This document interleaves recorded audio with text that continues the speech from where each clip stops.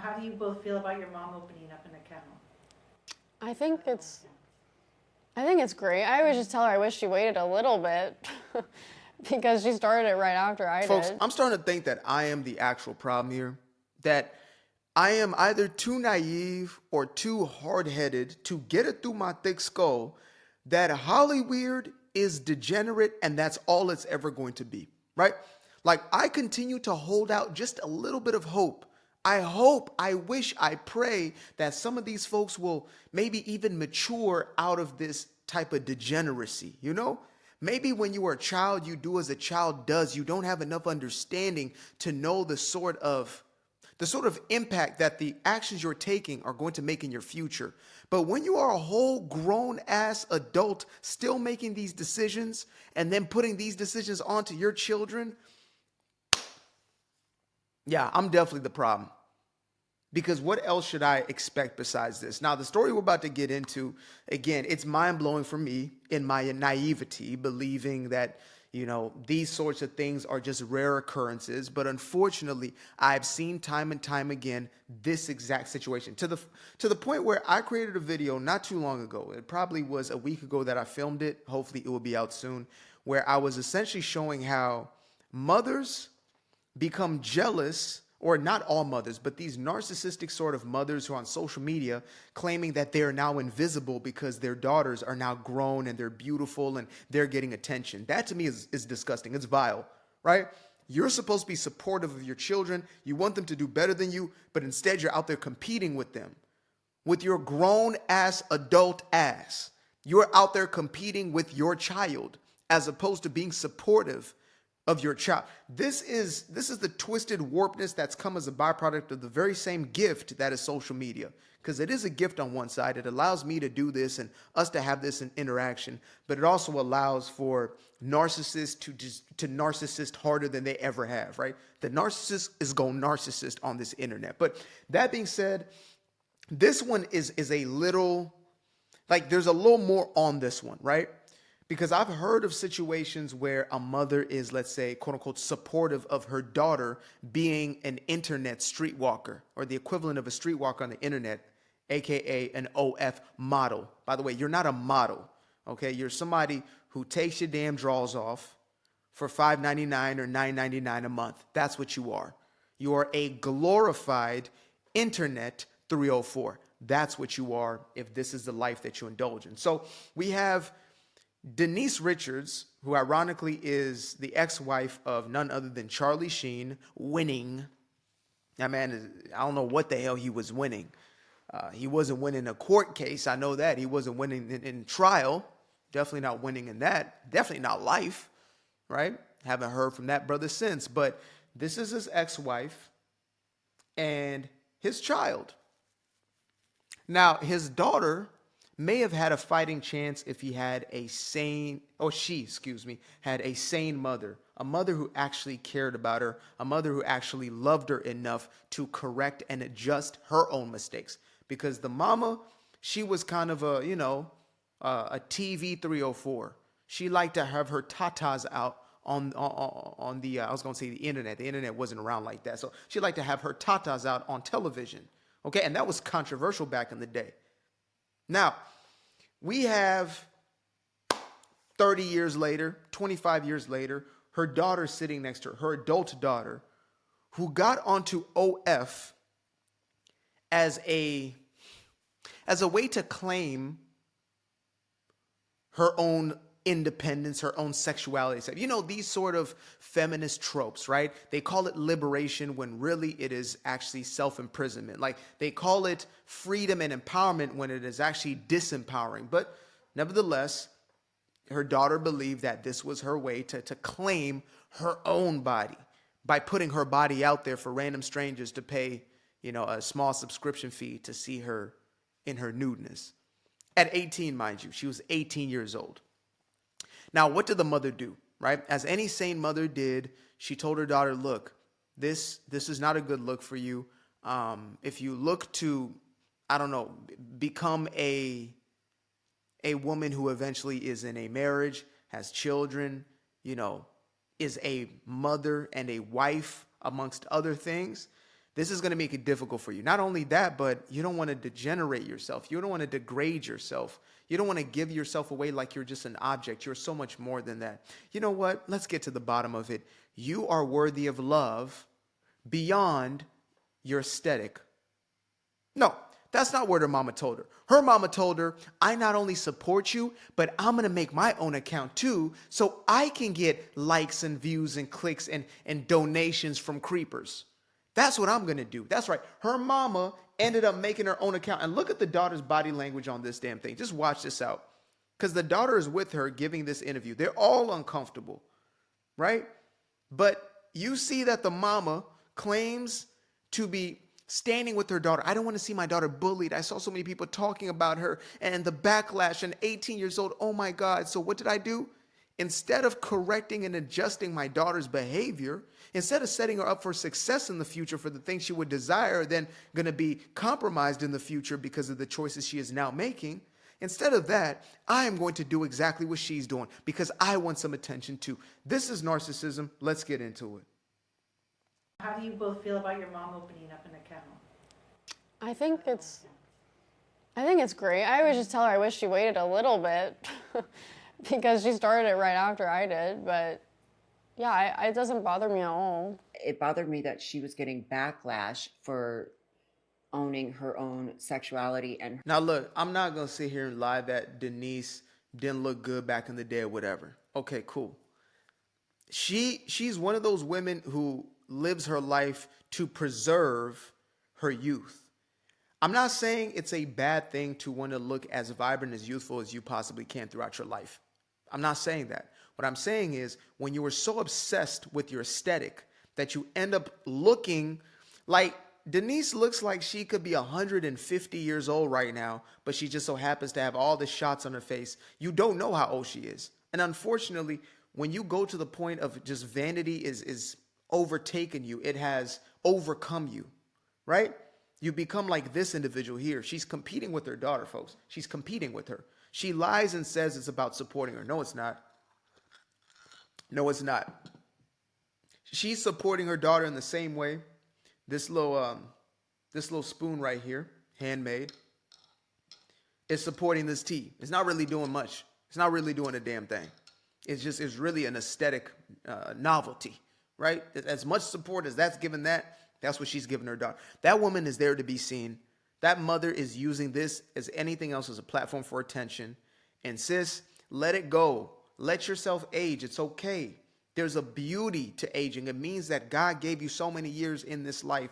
You have wisdom, you have intelligence, and there's a radiance that comes from your wisdom, that comes from within. But instead, you choose to try to keep the aesthetic of a 20-year-old, and you end up looking like this. her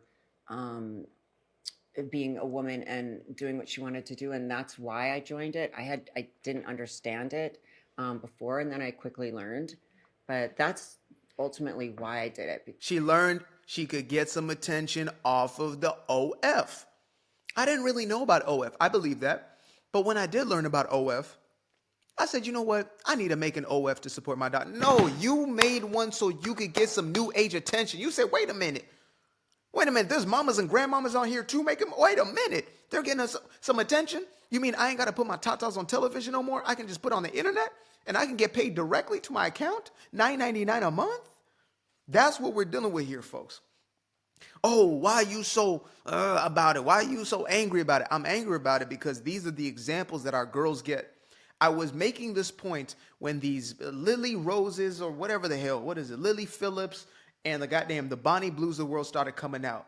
I'm going to have sexual relations with 1,000 men in one day. When them type of bimbos started coming out, folks, you know what I said? When them